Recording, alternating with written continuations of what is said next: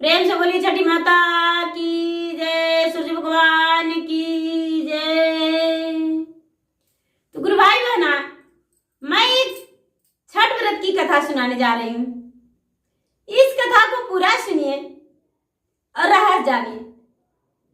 आधी नहीं, आधी सुनने में भगवान सूर्य देव का अपमान होती है और पूरा सुनने में भगवान सूर्य देव, छठी माता मन की मन्नतें पूरी करते हैं, हर इच्छा पूरी करते हैं।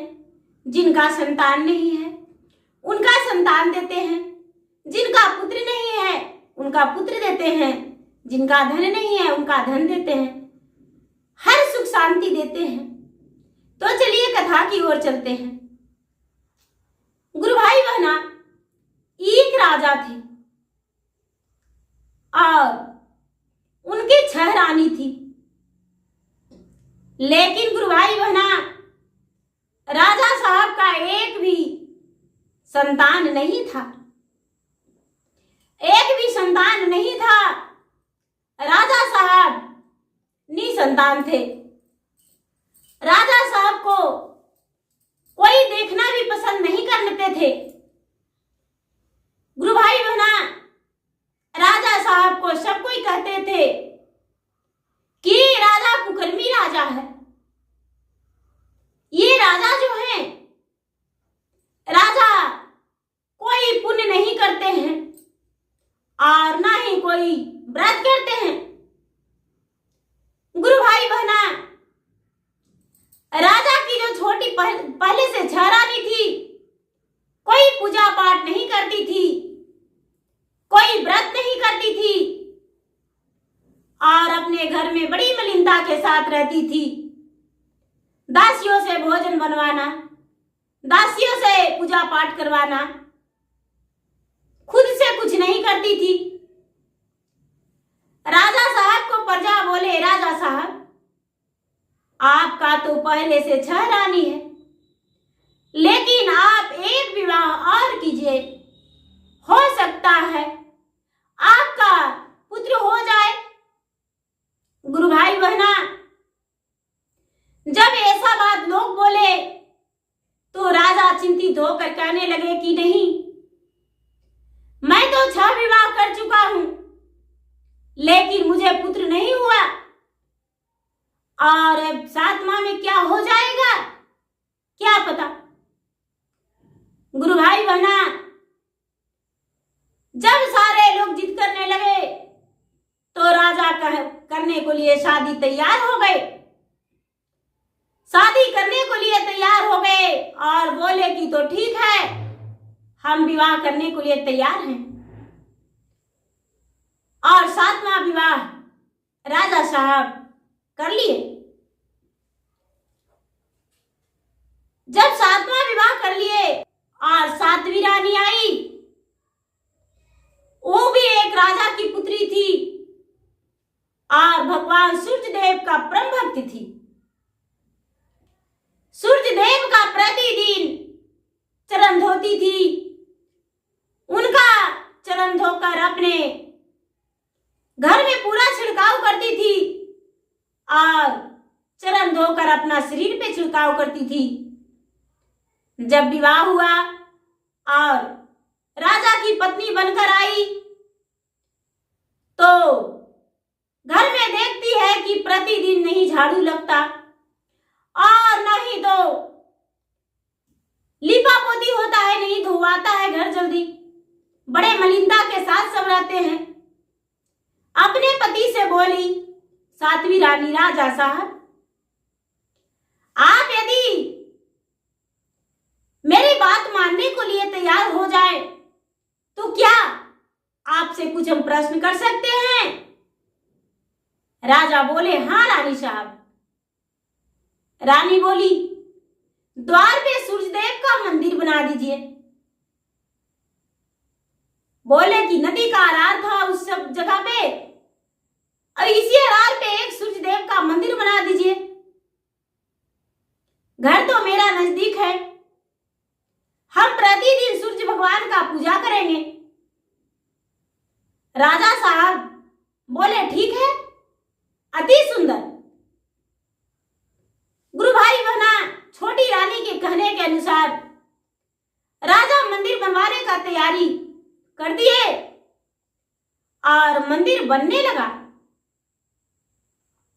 जब मंदिर बनने लगा तो मंदिर तैयार हो गया और मंदिर के उद्घाटन के लिए राजा साहब यज्ञ करवाए और यज्ञ में सब देवी देवताओं का आवाहन की रानी राजा महाराजा का सबका निमंत्रण करके भोज भंडारा करके और मंदिर में पूजा करने लगी। गुरु भाई बहना, अब प्रतिदिन छोटी रानी पूजा करती, प्रतिदिन छिड़काव करती गंगा जल को लाकर घर में और प्रतिदिन झाड़ू पोछा लगाती घर में। उसके बाद जब कुछ समय बीता तो कार्तिक मास का व्रत आया। कार्तिक मास का व्रत आया तो अपने पति से बोली, हे पति देव जी, हम भी व्रत करेंगे, क्या आप मुझे व्रत करने देंगे? बोले, हाँ, क्यों नहीं व्रत कर सकती हो, व्रत करो, क्या दिक्कत है? मेरे घर में क्या कमी है जो तू व्रत नहीं करेगी? व्रत करो। गुरु भाई बहना, ये बेचारी छोटी रानी व्रत ठान दी। गुरु भाई बहना, छह रानी ने जब बेचारी घी मंगवाई तो घी के बदले सरसों तेल का डब्बे धर दी और उसी में पकवान बना के दे दी।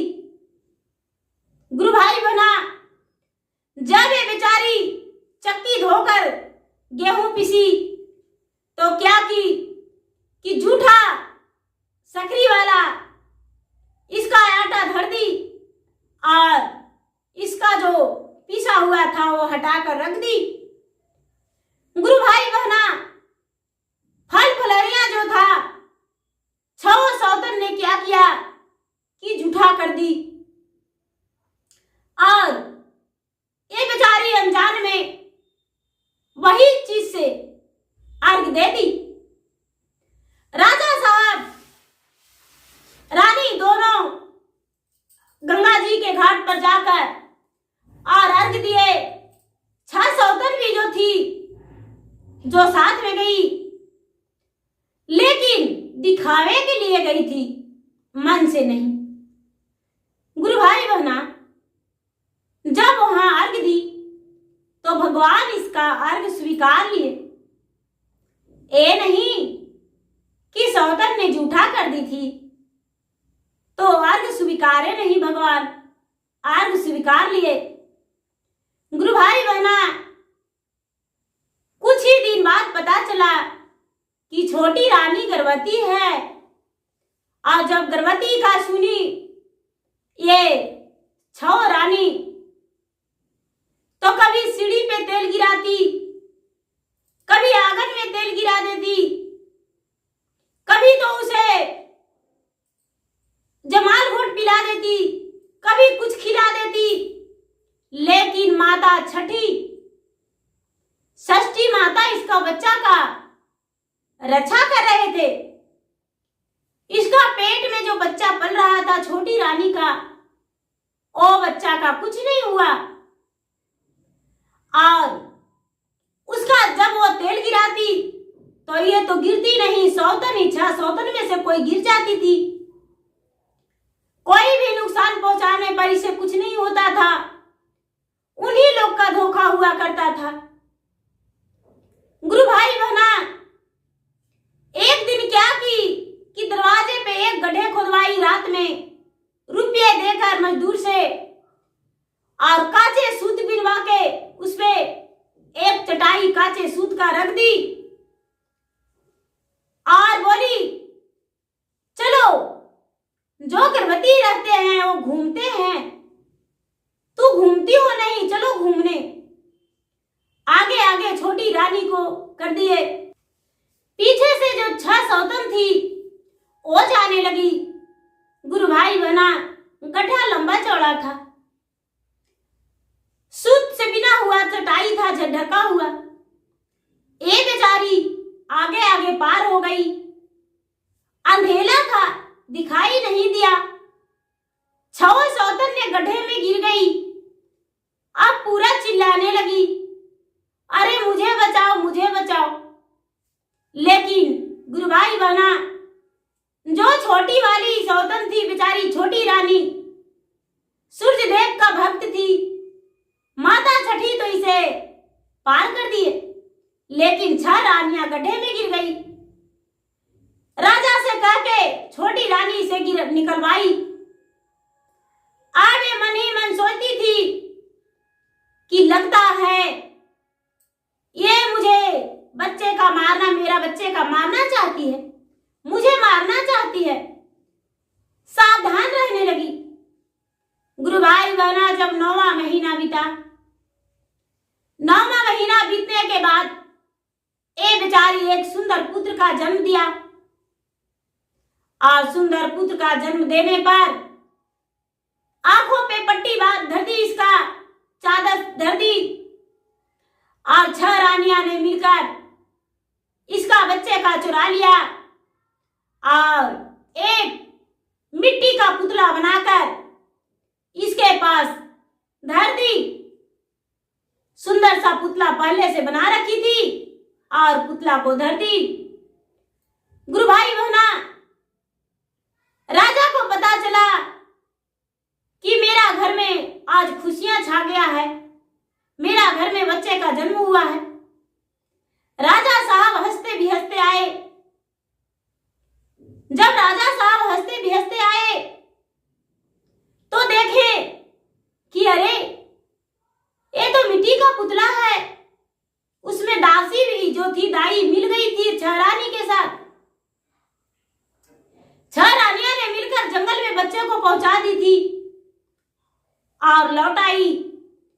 गुरु भाई बहना, छोटी रानी कहती है कि ही राजा साहब, मैंने बच्चे का जन्म दिया हूं, मैं कोई पुतला का जन्म नहीं दिया हूं। इन्होंने आपके साथ ऐसा खेल खेला है। लेकिन गुरु भाई बहना, राजा उस समय पागले बन चुके थे, उनका कोई दिमाग नहीं काम कर रहा था। 6 रानियां का बात मान लिया दासी का, लेकिन अपने सास सोने वाली अर्धांगिनी का बात नहीं माने। एक का बात नहीं माने, 7 का बात मान लिए और सबको कहने पर उसे घर से निकाल दिए। उसे घर से निकाल दिए। ए बेचारी घर से निकल गई। एक तो प्रसव हुआ था, दूसरे में बेघर हो गई, तीसरा में दर्द से पीड़ित थी, चौथा में इसका बच्चा चोरी हो गया, 5वां में इसके साथ कोई नहीं, बिल्कुल अकेला निकली। गुरु भाई बहना, बेचारी उसी जंगल में जाने लगी। चलते चलते चलते चलते एक सुंदर बट वृक्ष का गाछ था। उसी वृक्ष के नीचे बच्चा रो रहा था। बच्चा के गाल पे काले तिल का निशान था। अब बेचारी देखी, अरे ये तो मेरा ही बच्चा है, अवश्य मेरा सौतन ने चुराया है और मेरा बच्चा को फेंक लाया है। गुरु भाई बहना, बच्चे को उठाकर गोद में लेकर सीने से लगाई। बच्चा ने पेट भर के दूध पी लिया।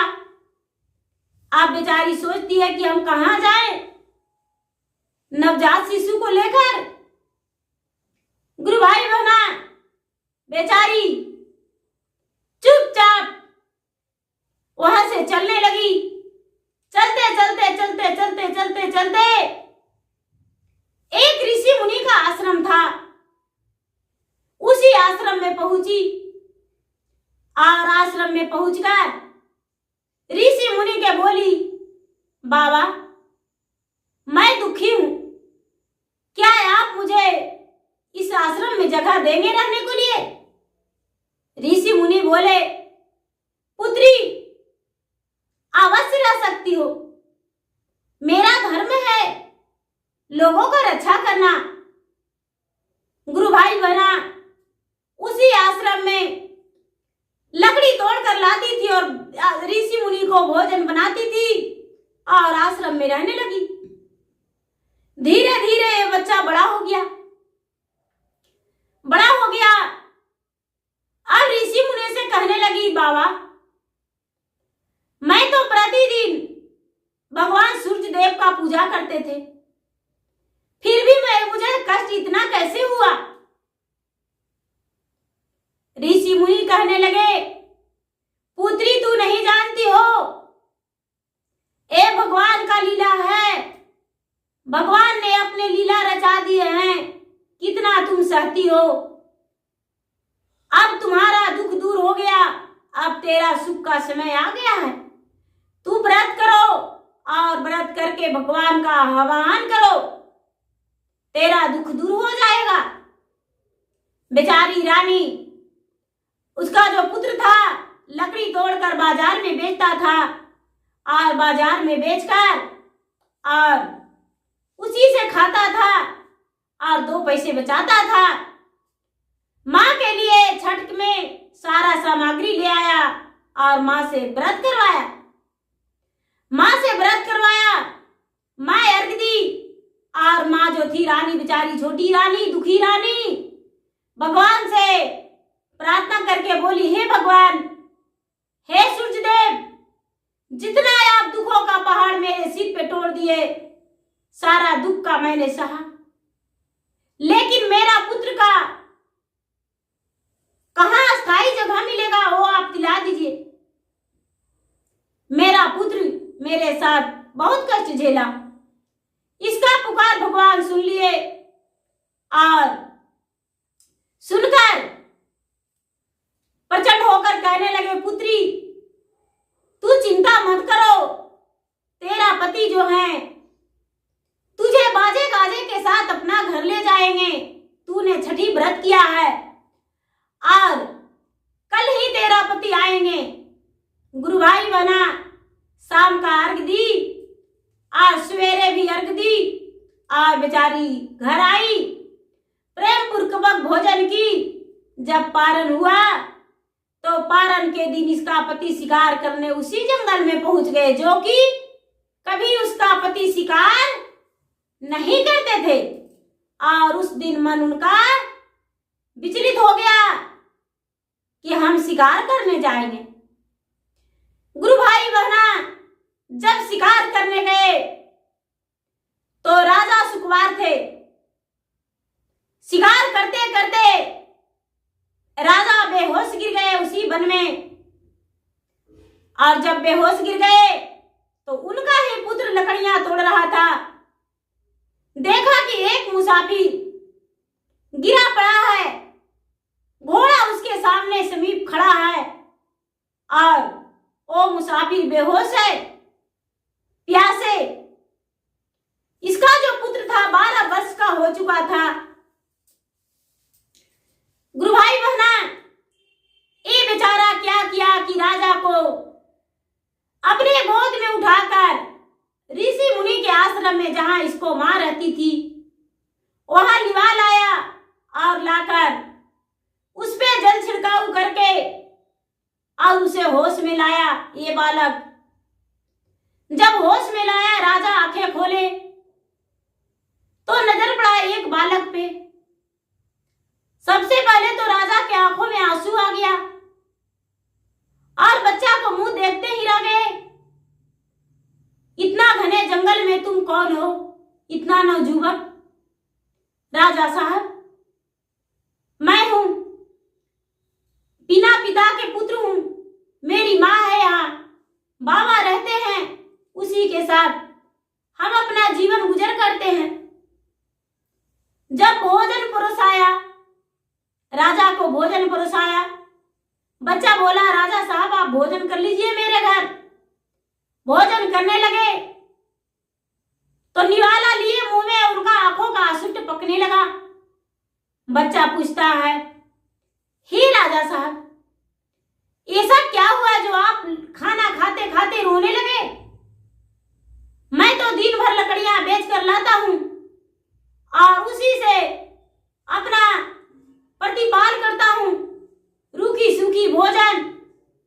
क्या आपको पसंद नहीं? राजा कहने लगे, इस भोजन बनाने वाले से हम मिलना चाहते हैं। बालक बोला, मेरी मां ने बनाई है। राजा बोले, हे पुत्र, अपने माता को मेरे समीप ला दो। अरे छोटी रानी आई। छोटी रानी राजा को तो पहले देख ली थी बेहोश हालत में। छोटी रानी तो जानती थी मेरे पति हैं और अच्छे से भोजन बना कर दी। राजा ने रानी को देख आंखों में आंसू भर लिए और कहने लगे कि ये बच्चा तुम्हारा कैसे? तू तो एक राजकुल की थी, राजपुताना कुल की थी, तो बच्चा तुम्हारा कहां से आया? बेचारी रानी कहती है, छोटी रानी, हे स्वामी, मैं राजघराना के हूं, राजकुल के हूं, राजपूत कुल के हूं। मैं कोई गलत ऐसा नहीं किया हूं जिससे आपका अपमान हो। मैं 12 वर्ष से इसी ऋषि मुनि के पास रह रही हूं, लेकिन अपने बच्चे के साथ रह रही हूं। आपकी जो 6 रानियां थी, 6 रानियां ने मुझे आग पे पट्टी बांध के और मेरा बच्चे को चुराकर और एक मिट्टी का पुतला बनाकर रख दी थी। और भगवान सूर्यदेव के कृपा से मैंने व्रत किया और आपको दिल से पुकारा और आप चले आए। गुरु भाई बहना, राजा ने बोले, हे रानी, अपना घर लौट जाओ बच्चे के साथ। रानी कहती है कि राजा साहब, हम ऐसे नहीं जा सकते हैं आपके साथ। जैसे ब्याह करके आप बाजे गाजे के साथ, नाच मुजरे के साथ मुझे ले गए थे, उसी तरह आज हम आपके घर जाएंगे और नहीं तो नहीं जाएंगे। गुरु भाई बहना, राजा साहब ढोल बाजा, पालकी, अपने पुत्र का घोड़ा सब कुछ किए और बारात सजवाए। फिर से नाचते गाते बजाते अपने पत्नी को घर ले गए।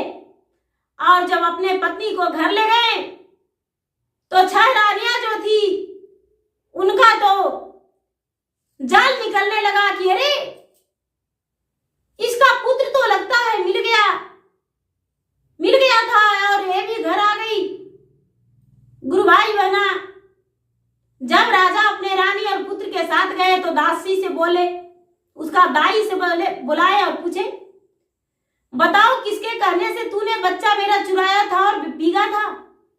दाई बोली, राजा साहब, मुझे आपकी पत्नी ने बहुत सारा धन दिया जो कि मैं इतना दिन में भी नहीं कमा पाया, तो बच्चा है आपका फेंका, दर्द मुझे क्या?